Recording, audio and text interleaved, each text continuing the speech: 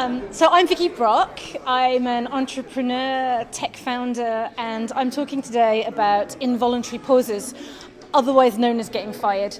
So I'm going to talk about how I got fired from the company I founded and how the last 9 months have kind of been a journey of putting myself back together. So that's how I'm connecting to the theme of pausing. I'm talking about involuntary pauses.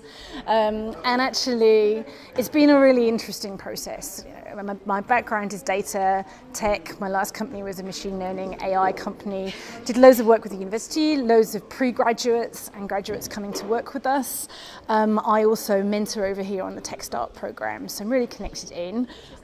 My name's Kevin O'Dell. I'm a Professor of Behavioural Genetics here at the University of Glasgow and Dean of Public Engagement at the university.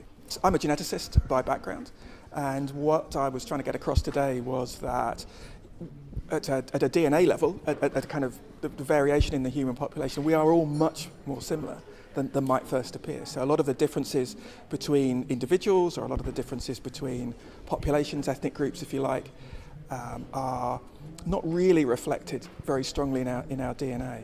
Okay, today I was speaking about some research I've been doing with ambisonic sound and how it can be used to temporarily trigger anxiety so that people can eventually overcome it and get a kind of catharsis. My name is Ndeye Borso Tall. I'm from Senegal, West Africa, and I'm here to study equality and human rights as a master's taught. And before coming here, I founded the Young Advocates for Human Rights Network, which is a youth group aiming to expand human rights to every area in Senegal and across the region. And the idea is to build bridges between young people and give them the space that they need to develop as better citizens. So the theme of Press Pause to begin was quite simple to fit in, because in recent history, a lot of the media has picked up on this idea that DNA can do almost anything. In particular, you find people involved in sports teams or politicians or business people who are claiming that whatever it is they're talking about is in people's DNA and so on.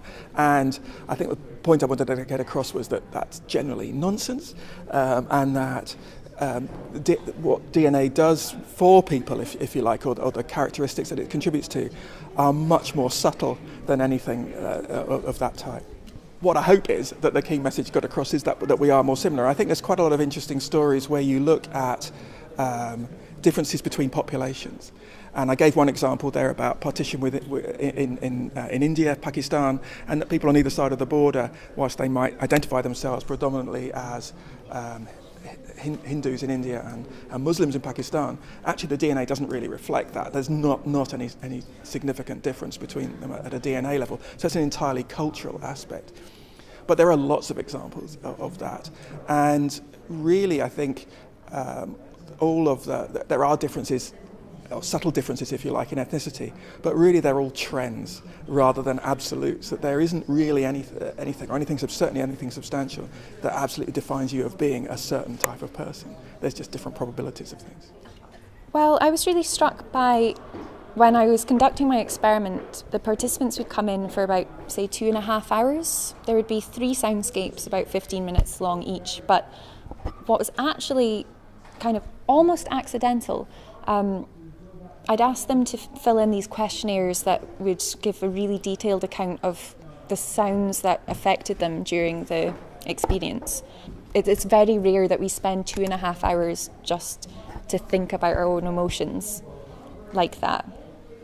The theme kind of reminded me of what I did in the years that I spent searching for my purpose, trying to understand where I wanted to go, and all the energies that I had around me, whether it is related to the support that I had from family, from friends, to those who probably said to me, you have to stop doing this, you kind of limited my vision of what I wanted to do. Yes, so the theme alone, when I look at it into my own life, it is the right thing to understand from the whole day to day.